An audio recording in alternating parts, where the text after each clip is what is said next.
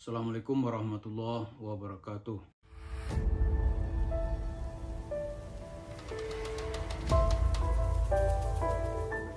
Dalam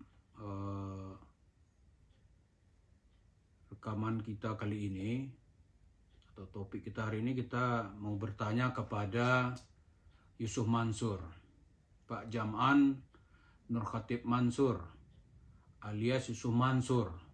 Anda ini mau jadi pengikut Nabi Muhammad atau mau jadi pengikut Yahudi? Arti jalan yang akan ditempuh jalan Nabi atau jalan Yahudi. Dari cerita-cerita atau ceramah-ceramah, obrolan-obrolan yang Pak Jam'an lakukan, itu banyak kemiripannya dengan jalan orang Yahudi, bukan jalan Nabi. Apa contohnya? Tema-tema yang dibawa itu duit terus. Sementara Islam itu mengajarkan jalan selamat di dunia dan di akhirat. Salah satu tema besar yang dibawa oleh Yusuf Mansur itu mengajak masuk ke dalam tafsir itu dengan ayat-ayat Sulaiman. Ayat-ayat Sulaiman itu yang ditampilkan dari sekeping cerita Al-Quran tentang Nabi Allah yang dikasih kekuasaan oleh Allah, yaitu Sulaiman, yang mewarisi kerajaan dari bapaknya, yaitu Nabi Daud alaihissalam. Nah, Sulaiman ini menjadi raja Israel yang sangat kaya. Bahkan Nabi Sulaiman ini bisa berbicara dengan binatang. Dia bisa memperdaya apapun, termasuk nanti Ratu Bilqis. Tapi ingat, Nabi Sulaiman itu tetap seorang hamba Allah. Kalau dibandingkan dengan Nabi Muhammad, mana yang lebih besar gitu? Ya tentu saja besar Nabi Muhammad. Karena itu Nabi Muhammad disebut dengan Sayyidul Anbiya. Yusuf Mansur nggak bisa mengajak kita kepada tafsir Sulaiman. Al-Quran itu adalah satu kesatuan yang utuh. Nggak bisa dong kita lihat, oh tafsir Sulaiman, nanti kalau terdesak ditagih orang utang, dia bicara tentang ayat-ayat Ibrahim. Adem kita ditagih. Orang menagih hutang, dia katanya dapat perlindungan dari Allah. Jadi orang menagih hutang itu dapat azab gitu. Yusuf Mansur merasa dia sebagai seorang pengikut Ibrahim. Dia masuk ke dalam semangat Ibrahim. Kuni bardan wa salaman ala Ibrahim. Hai api, dia dinginlah kamu dan selamat Ibrahim. Yusuf Mansur masuk ke dalam baju Ibrahim, dia aman dan selamat. Di orang ngejar dia itu pengikut Namrud dan orang kafir. Ini kan sinting. Nanti sekarang ayat Sulaiman. Ayat Sulaiman itu memang Nabi Sulaiman dikasih oleh Allah, salah satu bentuk kekuasaan Allah, dia seorang penguasa. Itu sebuah fakta. Tapi Pak Jam'an kalau mau ikut Sulaiman, semuanya dong diikutin.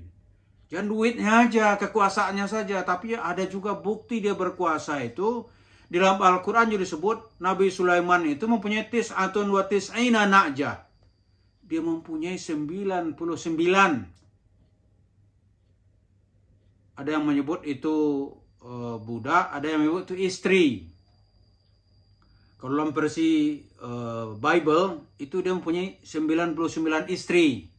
Nah, semasa berapa? Berani nggak? Semangat Sulaiman gitu.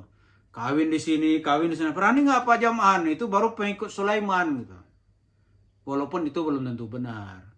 Karena di dalam Al-Quran itu, ya kita juga nunggu-nunggu nih Yusuf Mansur membuat tafsirnya versi dia gitu.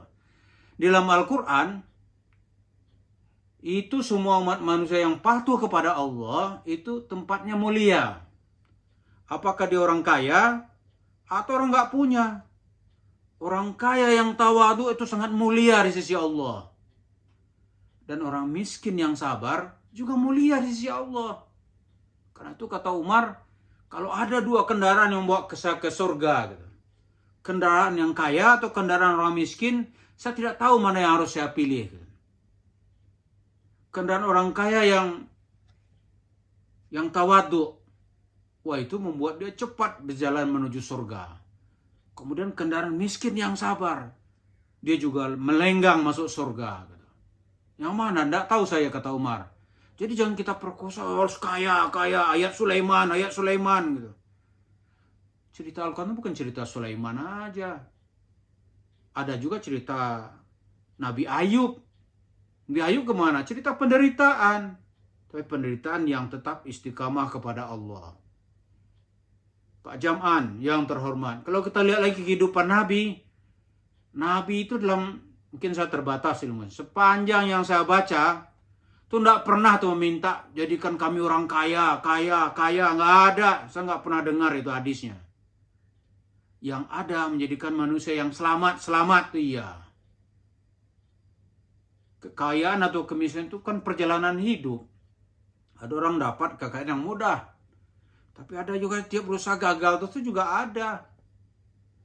Jangan dianggap orang kaya itu mulia atas orang miskin itu hina. Nggak ada dalam Islam yang saya pahami ya.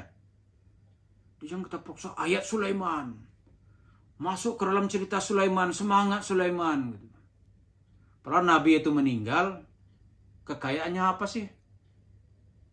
Dalam bentuk kekayaan materi, hanya berapa karung gandum cuma yang diwariskan. Selain itu nggak ada. Nggak ada itu misalnya ribuan ekor onta gitu, punya Nabi Muhammad. Atau ribuan ekor kambing punya Nabi Muhammad. Nggak ada. Atau tanahnya separuh tanah Arab gitu. Mana ada.